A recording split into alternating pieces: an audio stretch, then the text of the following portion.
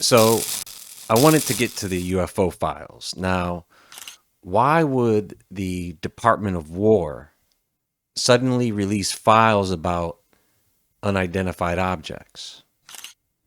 What are they preparing the public for? Now, I'm still sifting through some of that stuff, and I want to thank everyone who's been supporting the channel. You can stay connected with the links in the description box. You see, the main issue here is I need a person from YouTube to take a look at this. So I'm virtually invisible to them unless my channel gets their attention somehow. You can find me on X under Woodward TV Media, and you can all show your support there as well. I'm still going to be uploading to YouTube, Rumble, Facebook, Spotify for the audio versions. And you can watch those same videos on Patreon. And anything going on with Patreon, you can find out by going to the Patreon. So scroll down to the description box and click the Patreon link to become a member of my channel. It's free. And all that will be linked in the description box below. Now, we've had decades of secrecy, military encounters, whistleblowers, and now sudden transparency. So what is this? Is this disclosure? I have to tell you, all this feels very purposed. It feels very psychological operation like, right? Is this really a national security concern, or are they trying to prepare us for something much stranger?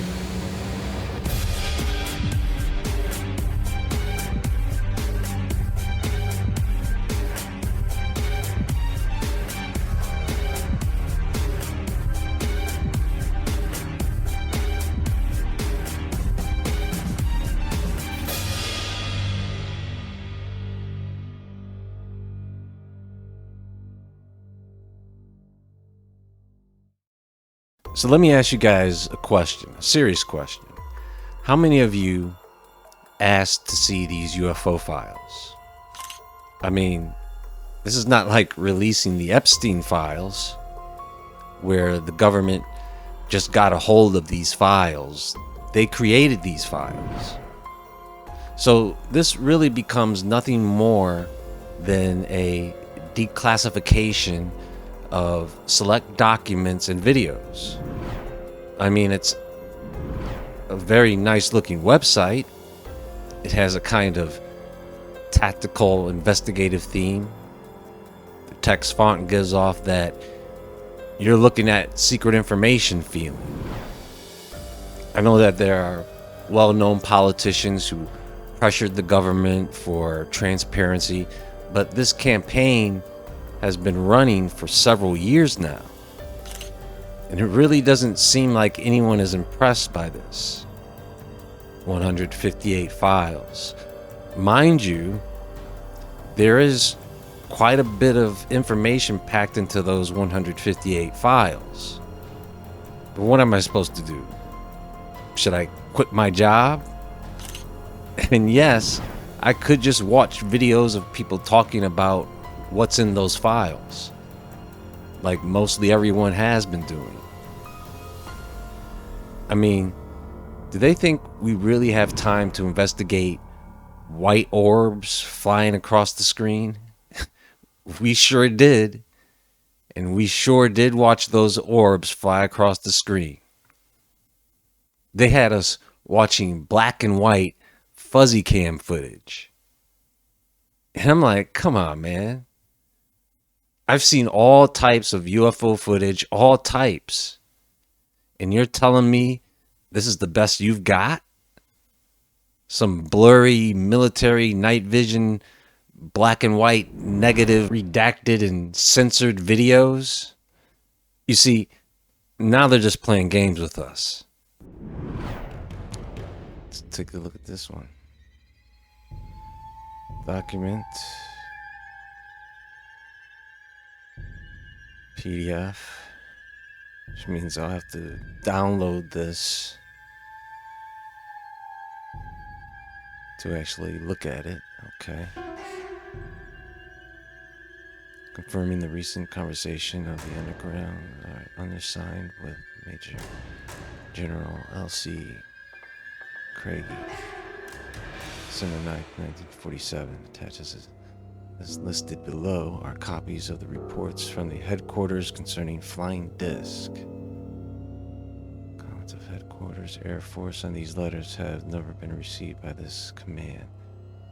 Continued in recent reports from qualified observers concerning this model still makes this matter.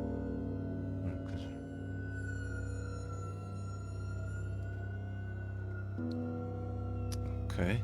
Now, I've heard people say that they are releasing this information in stages. And of course, obviously, because that 158 files is nothing.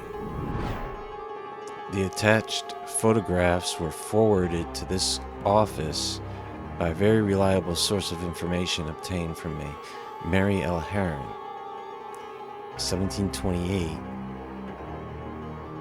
Bidwell Avenue, Portland, Oregon. She advises these photographs were taken sometime between November 5th and 12th, 1946, in the vicinity of Jefferson, Oregon, and points out the formation in the photographs as being objects she did not recall seeing herself, but she thought might possibly be flying disc. That's breadcrumbs, scraps, the taste, the teaser. You know, what do people think? They're gonna open the files and they would see profile photos of alien grays, like high school photos of aliens, clear, crisp photos and videos of UFOs, 4K Ultra HD. Is that what they thought? There are some interesting things written in those files, but after a few minutes, you're just like, man, I just don't have time for this. I mean, the best way for the government to disclose all this is they need to make a movie. 90 minutes, just tell us what you want to know in 90 minutes. I'll watch it, and then I'll know.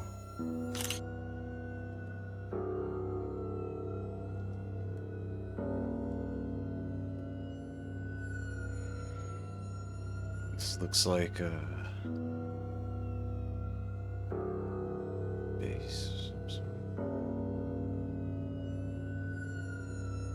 So what just happened?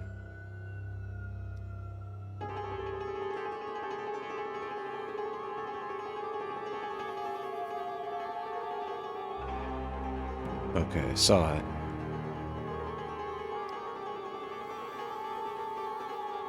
And I don't know what just happened there.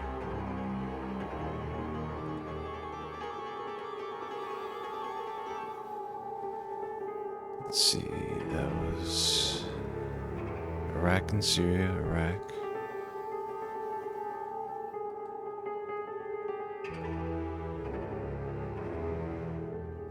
Oh, okay.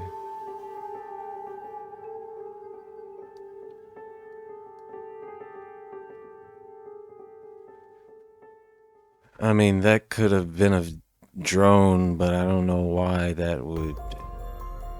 I mean, you'd think they would be able to identify a drone if it was. And they would leave it at that.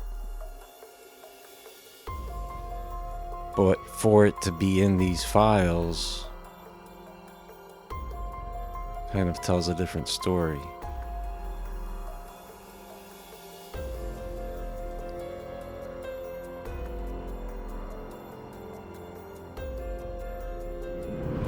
They'll have to make more than one movie, but just handing over files?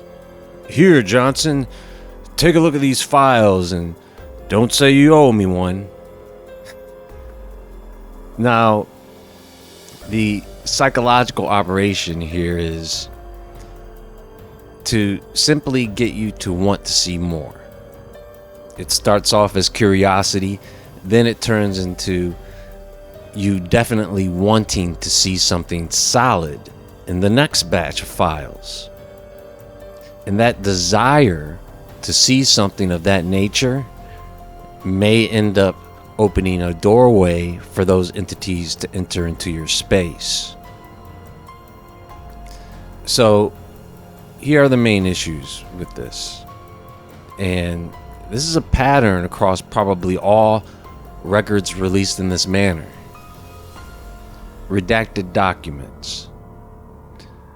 We have to talk about redacted government documents. So we have the CIA, the FBI, the DoD, and NASA releasing files containing blacked out sections, blacked out names, and removed technical details. All that's going to do is make people believe that they're concealing something more significant. I mean, 158 files is a workable amount of files to be heavily curated before going up live online for the public. Everyone in the UFO community is going to look at this and see those redactions and interpret it as indirect evidence for governments processing deeper knowledge about UAPs and than they admit to. And they kind of keep you in this back and forth about any question you have about it. And that's just one issue. The second is missing pages. Now, I haven't looked to verify if this is a complete archive or are there missing files, missing pages, you see? I don't know if I even want to talk about video evidence, but that needs to be in its own class of what people are going to believe or not believe.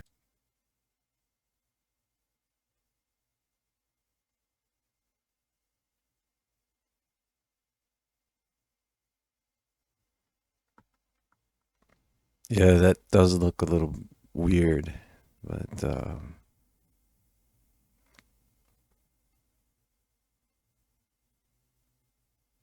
it's almost like watching a bullet fly in slow motion.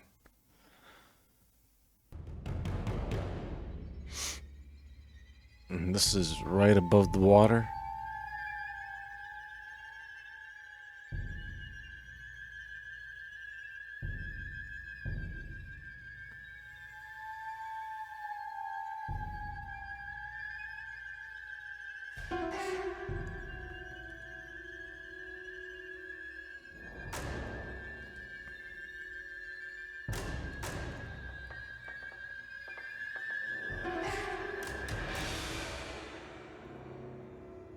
We'll go back to that one. Let's see.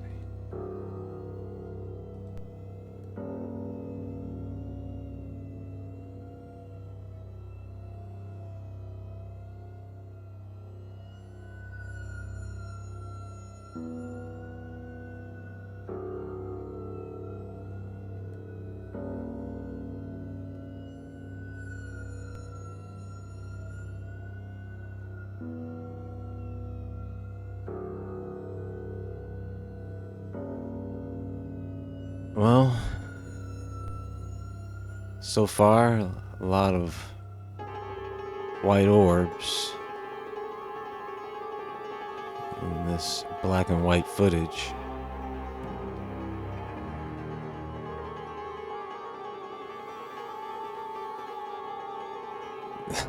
Another white floaty dot across the screen.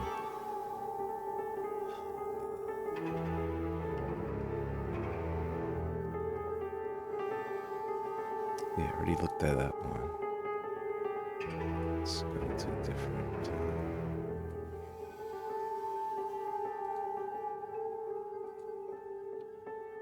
Oh, I saw that right away. That's it? Okay.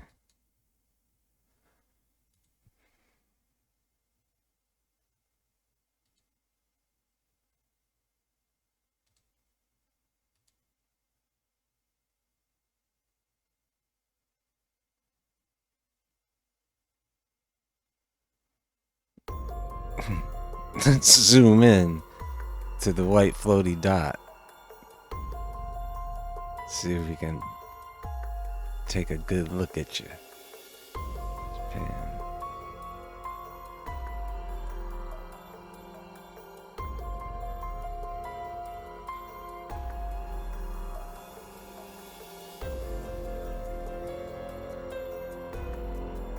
It's just the way that it's lit. It's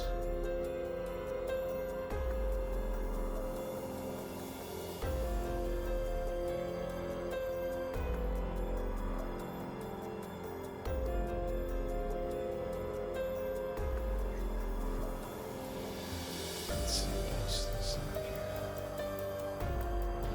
here. East China Sea. I think I've seen this one before. Yeah, this looks like someone's looking under a microscope. Yeah.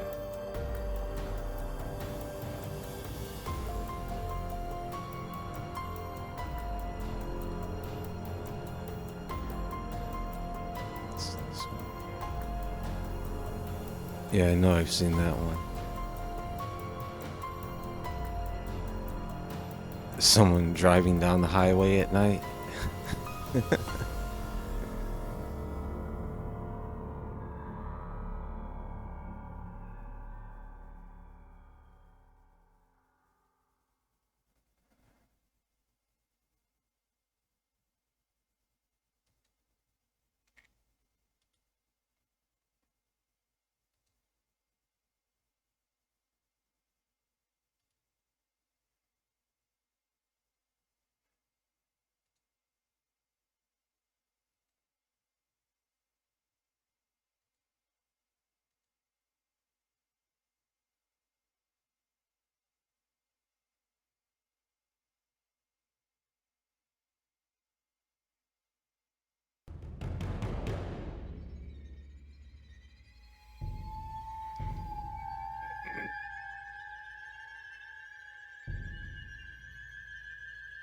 White floaty dot.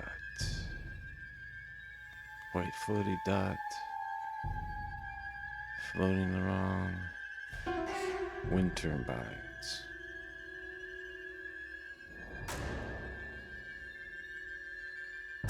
Those are pretty big wind turbines for that to be a drone.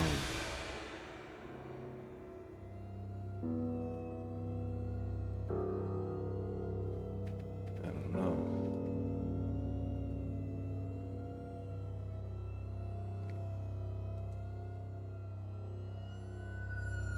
That one. That one.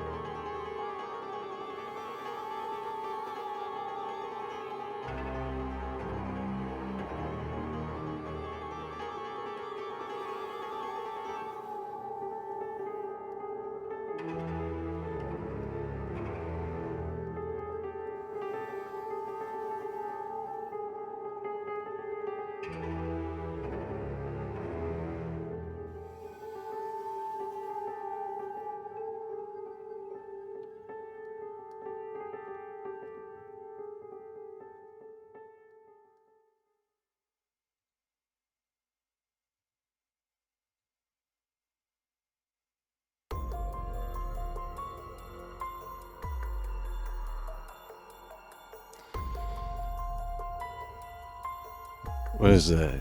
Angel?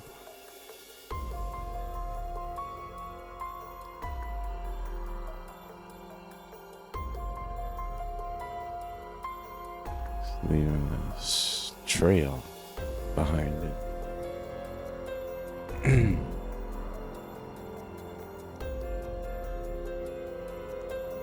Looking at this thing up close, It's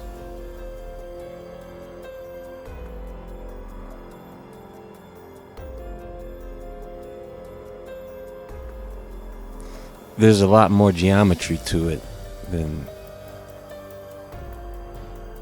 what we can see here.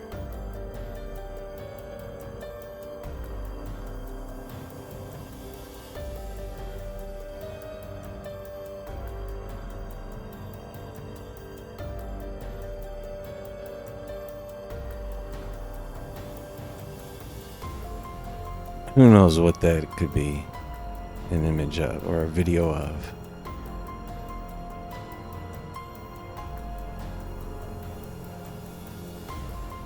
It is weird.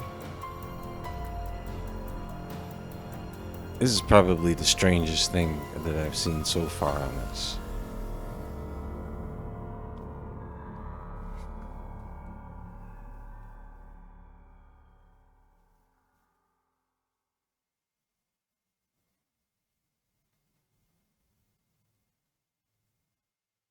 Video footage from an infrared sensor aboard a U.S. military platform in 2013. The reporter did not provide any oral or written description of the observation. This video depicts an area of contrast resembling an 8-pointed star with the arms of alternating length.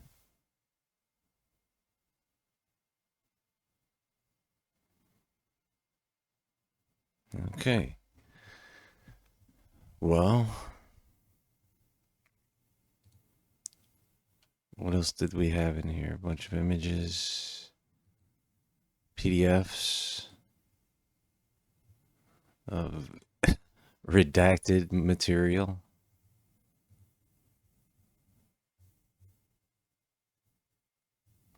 Two pages.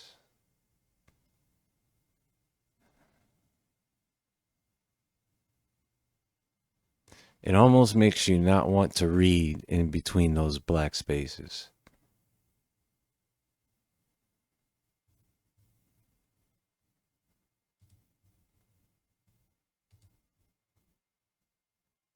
Transcripts.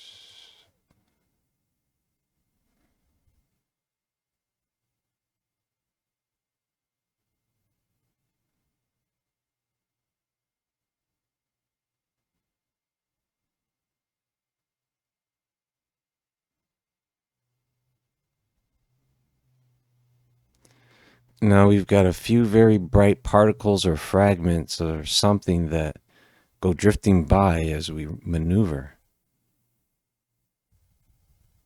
There's a whole bunch of big ones on my window down there, just bright. It looks like the 4th of July out of Ron's window. Yes, now you can see some of them in shape. They're very jagged, angular fragments that are tumbling. All right. You know, these days, I can look at video footage, say it's fake, and it might as well have been fake. Sometimes there's gaps in page numbering, references to documents that can't be located, and I get it. Sometimes files do go missing, and nobody knows what happened to those files. There was probably 2 or 3 people who knew what happened to those files, and so we're back to the old practices of the Cold War, sensitive material compartmentalized or destroyed to protect classified operations. Speaking of compartmentalized programs, now compartmentalization itself is a real and well-documented practice within national security systems. There's something else, and I can see how this is overlooked at times. Private contractors. So we're talking about companies connected to military, aviation, stealth systems, satellite technologies, experimental propulsion. So highly unusual materials or recovered technologies, if they exist, this could be done with a private industry instead of a traditional military base, right? Because private contractors can operate under certain protections and classified agreements. So they're ideal for secret research programs. Well, I think that's going to be all for now. Stay tuned because there is more to come soon. Once again, you can find Woodward TV on Patreon, Rumble, Facebook, TikTok, X, Spotify for the audio versions of the show. Make sure to follow me at Woodward TV Media on X, and you can show your support for the pinned post to YouTube on my profile. I hope everyone has a wonderful day, and until next time, stay awake, stay aware, stay safe, and I'll talk to you all soon.